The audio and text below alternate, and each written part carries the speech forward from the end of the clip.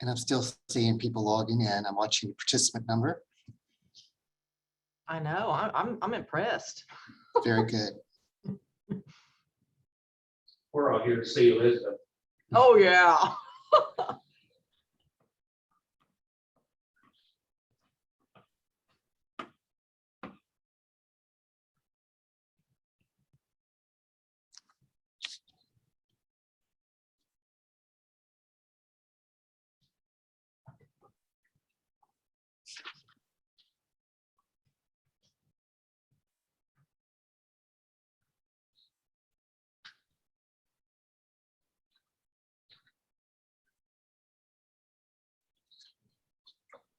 Let's go ahead and start. Okay. Hello, everyone. Good afternoon. I'm David Lawrence. I'm the conference chair. Again, here speaking with you.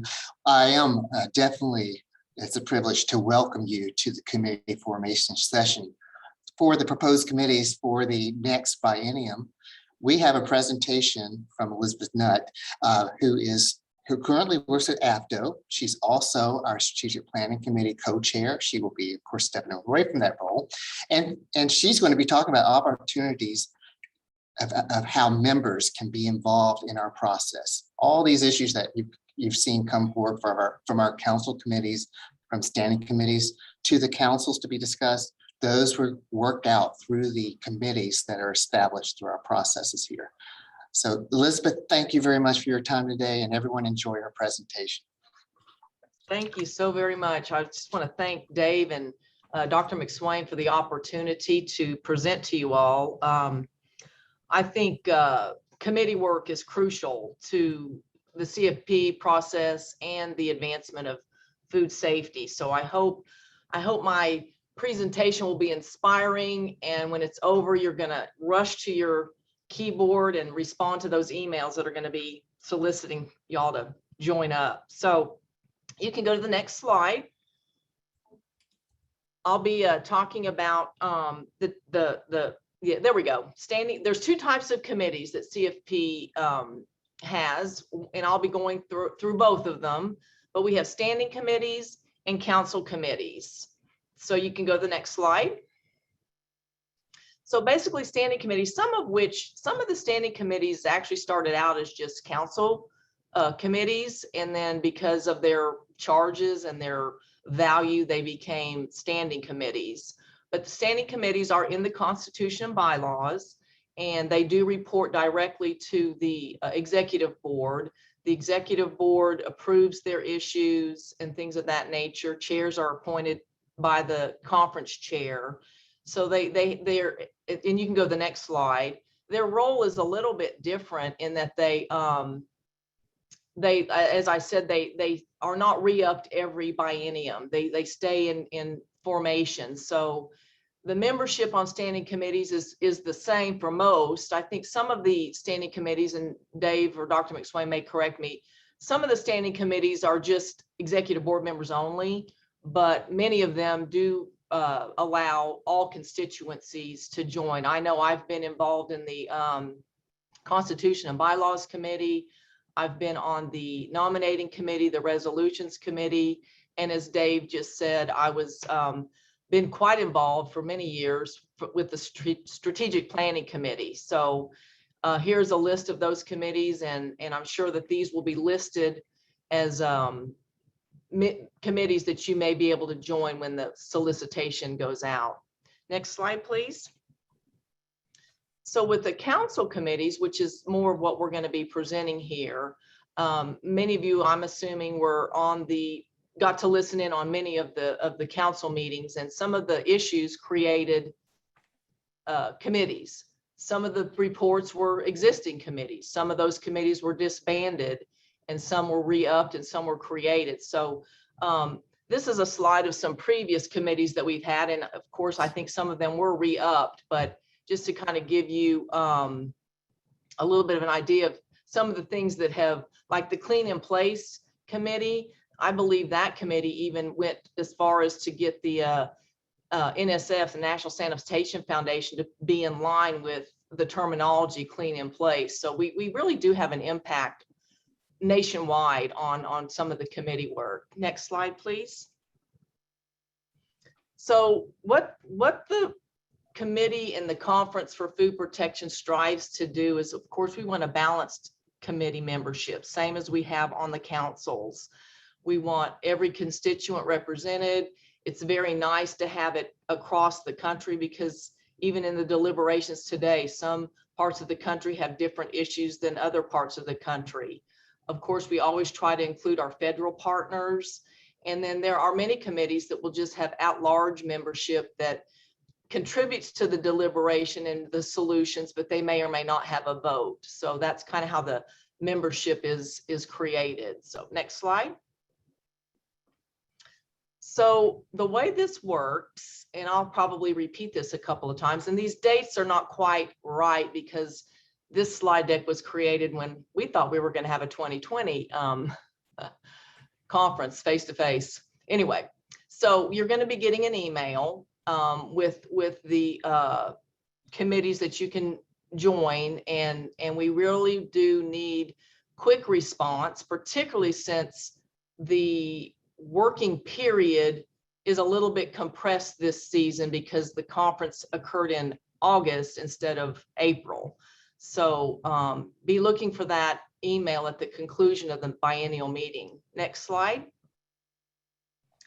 So what happens is, of course, all the council chairs, not chairists, but chairs, little typo there, our new council chairs that were the vice chair of the council of this biennium will submit the names once they get them to the executive board, and the executive board will review those and approve them, and then the conference chair makes the appointment to the committee chairs, and then the committee chairs select their members from the roster that's given to them. So that's kind of how it starts with the formation.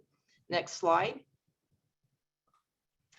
So the term, if you're interested in a committee, if it's not like I said, a standing committee is sometimes a longer term commitment, but the council committees typically are for 2 years, or the 2-year period in between the biennium.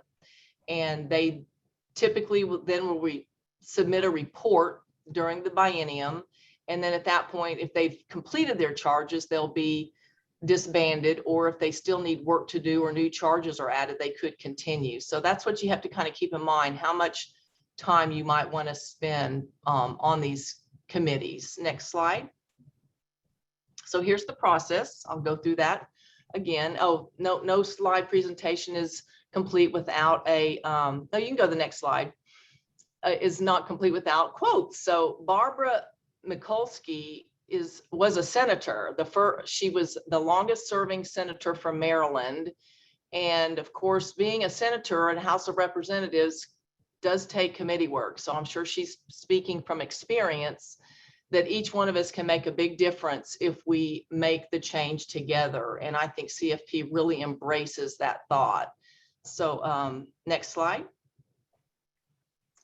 So I will say that these council committees are working committees, so be prepared to work. But it's not hard. You just have to dedicate the time. As it says, rarely do these committees meet face to face. You know, when I was more involved in the conference committees, we just had conference calls. So with the onset of COVID-19, I think maybe one of the benefits, if you want to look at it that way, is we now have many platforms where we can actually see each other, see the work that's done on screen, whether it's Teams or Zoom, or, you know, there's many platforms out there. And so the work is really done electronically, or emails or phone calls. So next slide, please. We do ask for the commitment of a committee member to stay in touch with your chair. So, you know, be active, be responsive. If you can't participate, let them know. The chairs should be working with you to achieve your objectives and your charges. So, and again, the process is fairly simple to pass. They want consensus in the meeting, so it is a majority vote when they do vote or agree on the solution to the charge that they've been given. So next slide, please. As I said, the work's going to begin immediately after the biennium is over. So I hope you all will be on the lookout for that email. I do know that I think a lot of the work gets done through subgroups. So if you're interested in a particular part of the charge, you can sign up for a subgroup those will be formed during the actual committee meeting. So those aren't formed prior to the committee being formed. So be on the lookout for that too, or be involved in that when you sign up. This slide, I just kind of wanted to again repeat some of the committees that have worked in the past. Food recovery, I believe we heard from them. Of course, the allergen committee is still active. Next slide. In Council 3, we have, the direct to consumer food delivery. I believe they developed a guidance document. The produce washwater had a very good presentation, and the product assessment presentation was excellent. That's a very much needed committee, I think, and some of their work came out to be very, very helpful. As far as being a committee member, you can go to the next slide. Of course, you have to be a CFP member, and again, committing to being active. There's nothing worse than trying to call a meeting and you don't get a quorum or something. It's advised that you do get employer approval, because it probably can support your work, but it takes you away from your everyday work. So that's nice to have your employer approving your time that you're going to be committing to the committee work. You do not have to have served on the council where the committee came out of, but you should know what the charges are and have some familiarity with what the work's going to do and the end goal of the committee. So you'll want to have, and there's ways of reading up on the issues. You can go to I'm sure when you get the email, I believe you'll have some documents to review. Offline? Yeah, So we're gonna disconnect here. Somebody needs to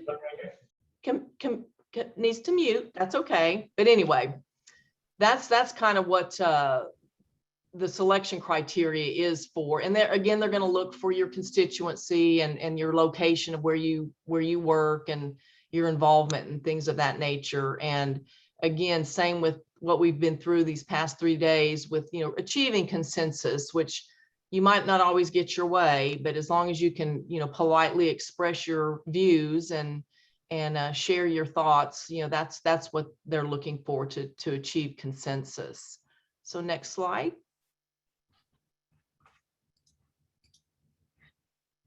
Oh, here's another quote.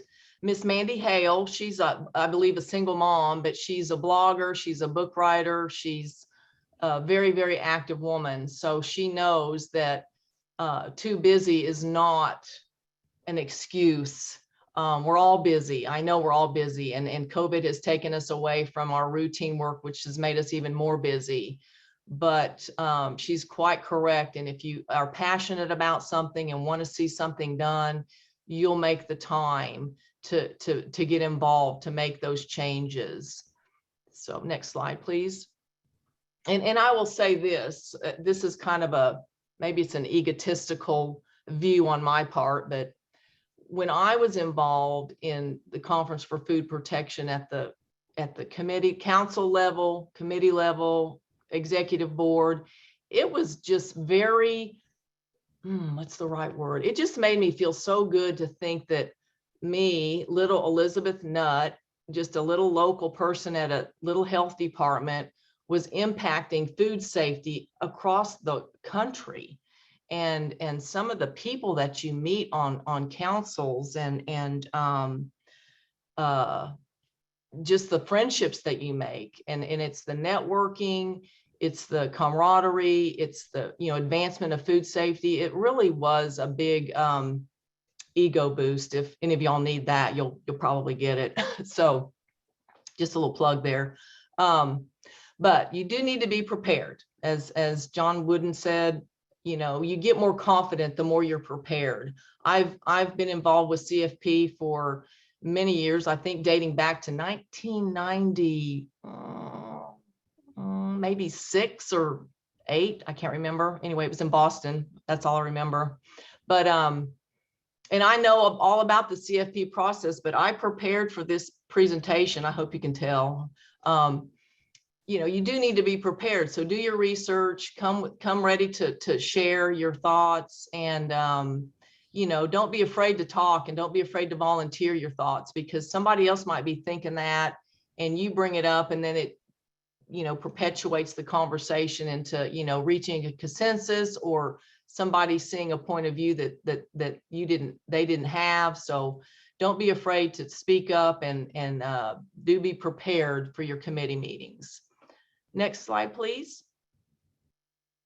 As I mentioned, it's typically the commitment as a member and a chair is 2 years.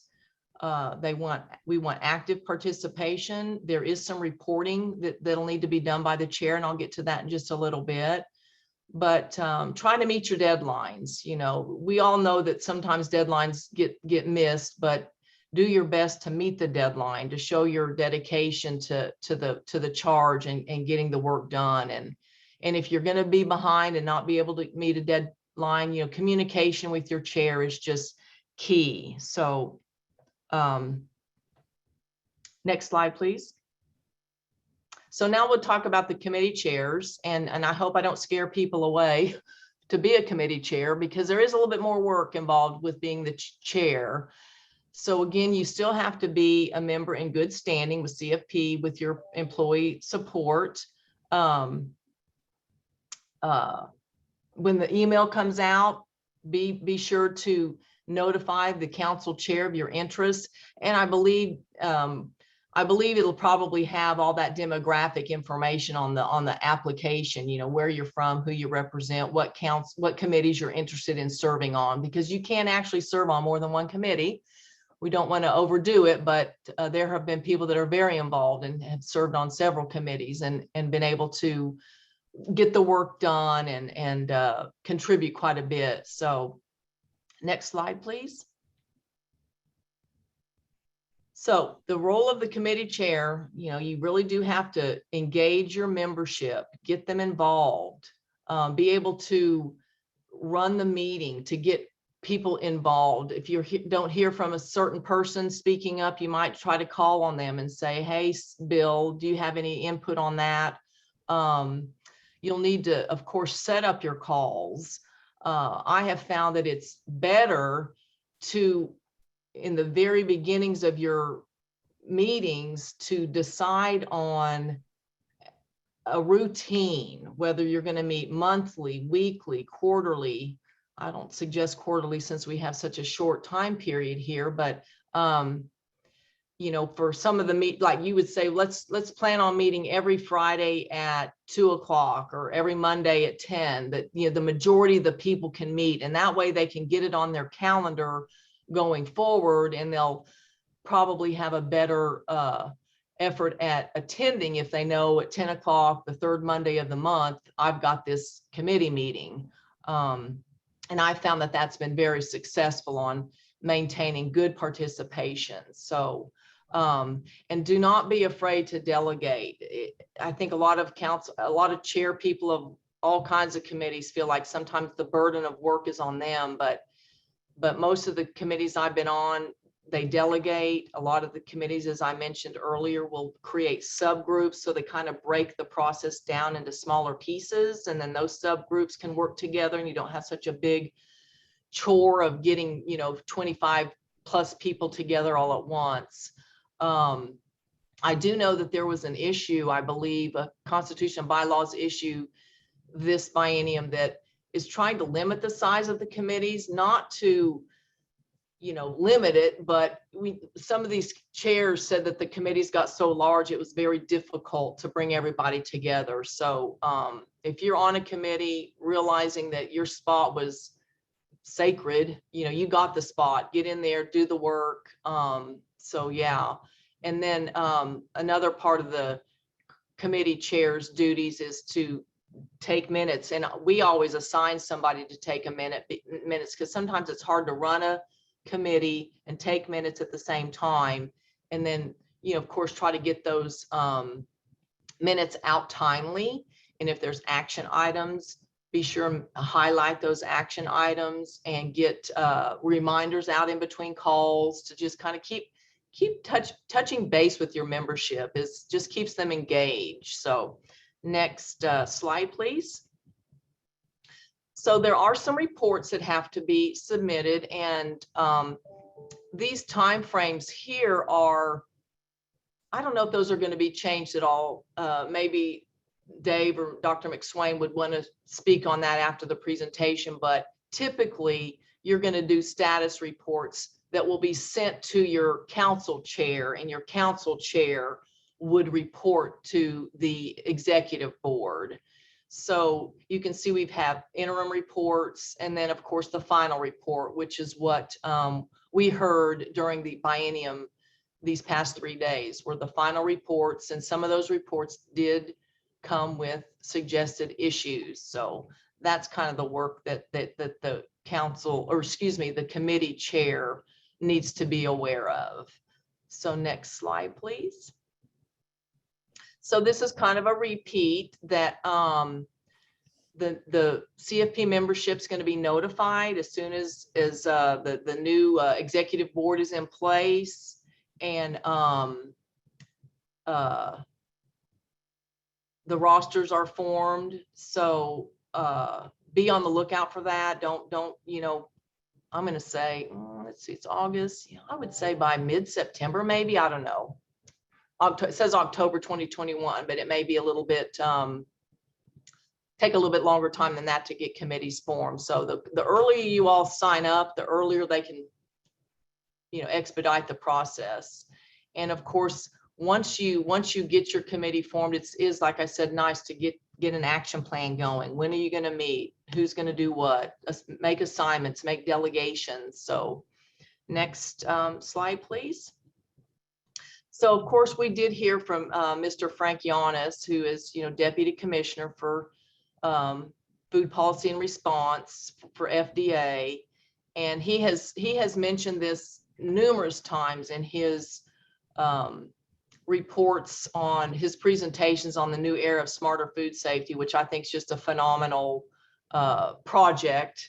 And really, by ourselves, we're just by ourselves, but together we can really get more things done. So again, I think that's very appropriate to apply to the Conference for Food Protection Committee work, that together, particularly, it just gets me going that we have the industry, academia, consumer groups, regulators, all working together for a common purpose. So next slide, please. So this slide, bonus points, if you have any interest, the more you're involved, the more they're going to use you. And so you might have a better chance, if you're interested in getting selected, to be on a council. And again, the more you're involved, the more you get out of it. That just made me feel good. But one of the things I mentioned earlier was my involvement with CFP has created a lot of friendships, a lot of networking, I know I can go to this person to get a tool for maybe a program standard or a foodborne illness problem, or, hey, I'm seeing this in a restaurant, this new piece of equipment. What are you seeing? What are you doing about it? But honestly, as a regulator, I actually made very good friends with industry people. They're really good people. So, and that's just a joke. They're all, but yeah, we can be, regulators and industry can be friends. And I do feel like these people are my friends, and I can call on them at any time. So the next slide, yes, thank you. Again, this slide was made prior to the conference. So I believe in Council 1, they do have the Joint Shellfish Committee, but they have a Foodborne Illness Investigation Committee, and they have a regulatory I think the foodborne illness investigations was the regulatory authority getting access to records, something of that nature. And don't quote me on any of this because I wasn't in every single deliberation. So I believe there was 2 committees that came out of Council 1. In Council 2, the next slide, please. The Food Defense Committee was reformed, and I believe that the Allergen Committee was reformed. And then we have a Food Safety Training Committee, the Food Safety Management System Committee, which I'm very interested in. That's something that the new era has been talking about, is food safety management systems and food safety culture and active managerial control. So I'm going to be very interested in seeing what this particular committee comes up with.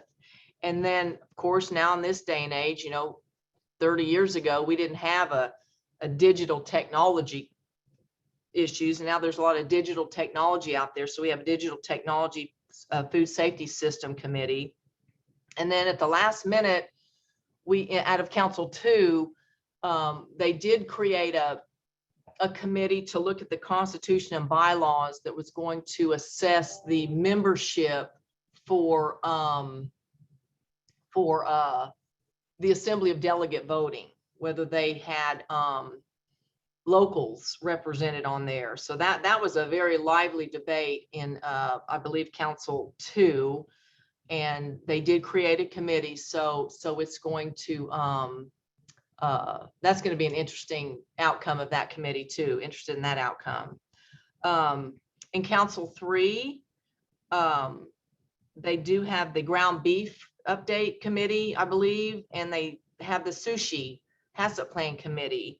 And then at the very last minute, they got a disinfection of food contact surfaces committee. And these are just my recollections. So when you get the email out, it'll have the correct committees and the charges. So this is just to kind of give you an idea that several committees were formed out of this year's biennium. So I'm about ready to wrap it up, but just to kind of reiterate that you're going to be receiving an email on how to volunteer and serve as a committee member, whether you want to be a member on a standing committee, even a chair on a standing committee, a chair for a council committee, or a member on a council committee. Certainly be on the lookout for that and respond as promptly as you can. The incoming council chairs will probably be in touch with those of you who have shown interest to determine who would be interested in being a chair. And then working with the council chair, the committee chairs will work together to select the rest of your membership. And I do know that there's times where 2 or 3 people might be wanting to serve on different committees. So there's a lot of cross work together with the other council chairs and committee chairs to see, well, this person would be best served on this committee, and so I'll take this person. So that work will be ongoing. And then, as I mentioned before, if you're interested in being a standing committee chair, that will be appointed by the conference chair, who I believe is Becky Vogt. Very hardworking individual. So she'll be involved in selecting you there. And then, of course, the executive board approves all these rosters. So their work is cut out for them in the next few months as well. So the next slide, please, I believe is just a plug for the next biennium, which I think these dates are good. Even though this slide was made several months ago, I think this is this has been confirmed that we'll be meeting in Houston in April. So maybe the weather won't be quite so humid in 2023. So I hope to see it. I hope I'm still employed and working in the food world. I've tried to retire, but I haven't quite gotten there yet. So I do hope to see all of you in person at that biennium. Hopefully by 2023, we'll be back to some level of normalcy. So with that, I'm going to wrap it up and open it up for questions. So again, I appreciate serving the Conference for Food Protection in this capacity. And as I mentioned earlier, it's just an excellent way to make your work of value, that you're impacting the consumers with food safety and working together with industry and others to reach this consensus of food safety. So Dave, do you want to take questions? I know that you've been kind of watching the chat. If you want to just raise your hand, we can take questions. I know, Keith, you had a question. I don't know if I appropriately addressed that. It might have been about a committee out of your council. Yes, Keith. It was, Elizabeth. So I just we did add 2 other committees to the list. So we had a disinfection of food surface contact committee, and there's a reusable container committee from council. Oh, there is a reusable container. Yeah, that transferred over from Council 1. Okay. So Thank you. There was a committee. Great. Together. Thank you for that clarification. Are there any other questions from anybody? I know you're just dying to sign up. Sure, I'm so inspirational. And Elizabeth, just so you know, I have been putting information as you've been going through your presentation into the chat, leading people to resources. I've also clarified that the issue list that you had there may have been based on the issues that came before the biennial meeting to us, and out of the council deliberation process has come the list that we hope will be accurate on Pathwell, and list will come out for committee sign up. So Okay. thank you. And I did want to share too that Becky Vogt is the chair and Todd Rosso is the vice chair for the CFP, and both are awesome people, and we're leaving the executive board in very, very good hands. So do we have any other questions? I might give you about 12 minutes back in your day before I believe what's next is maybe some regional meetings. I can't remember, but yeah. So we do have the this evening we have the regional regulatory meetings from 4:30 to 6 p.m. Well, I've enjoyed my time with CFP during this virtual process. I will tell you, I did not know how they were going to pull it off, but with the leadership we have, the executive board, the volunteers, again, you can see how it takes volunteers to get this thing done. But there were a few little glitches technology wise, but the way you all set up the process was just phenomenal to me, just phenomenal. I just couldn't get my mind around it. So y'all did an excellent job. Oh, we have one hand raised. Yes, you can unmute. There we go. Just a point of clarification, to sign up for the groups, I might have missed it. I'm sorry if I'm repeating what you've said, but to actually sign up either for a group that's already standing or new groups, is it going to be under issues, or is it going to be under document library, or is it going to be on the CFP website?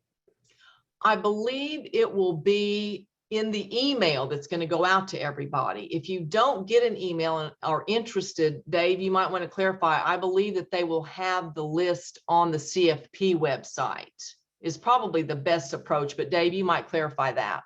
There will be a message going out sometime early next week, and it will provide the instructions. You will be actually signing up for committee membership using the Eventbrite system. So there will be the links that you would need. There will be lists of the standing committees, obviously, that we have 11 of those, as well as those council committees that are currently being proposed, but will be approved, we assume, or at least those that will be approved by the Assembly of Delegates tomorrow will be provided on that as a final list of council committees. So everything you should need will be coming out early next week. We're going to, because we're dealing with a compressed calendar, we may try to expedite the process. Normally, we allow 30 days for people to volunteer. We may in fact be, I think, asking for people to, or at least proposing that people will apply with a little less time than that, but we would like to have the committees in place if we could by the 1st of October, which will then give them about 13 months until they have to start submitting their final reports and issues for the 2023 biennial meeting, which, as Elizabeth has noted, will be in Houston in April of 23. So we are really on a fast track, but we're going to do everything we can to expedite the committee formation process, and your help in responding accordingly will also be greatly appreciated. Thank you, David. Thank you, Liz. Yeah, that's a cute avatar. Looks just like you. Aw. So is there any other questions? I'm just excited. I think this next few years are going to be great to get back into the routine and the committee work. It's really important, very, very important. So I do hope you all will strongly consider joining in.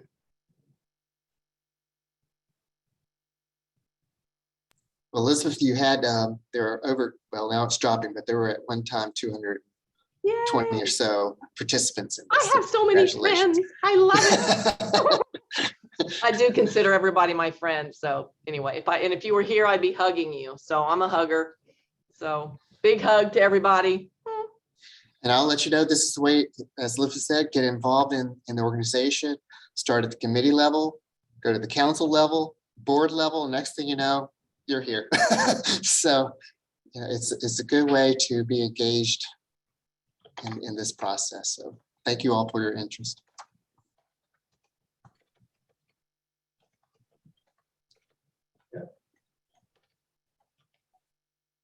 So we will. I guess we see can no sign off questions. then. We will sign off the call. Thank you. You have your All time right, back. y'all everyone. take Bye-bye. care.